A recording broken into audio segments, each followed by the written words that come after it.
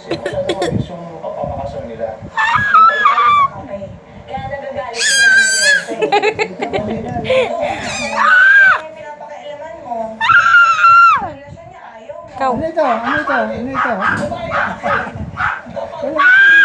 Kasi yung papakasalan niya. Uy, tatay yung makakasalanan mo. Ay! Ano ang gagawin natin? Kailangan Di kaya.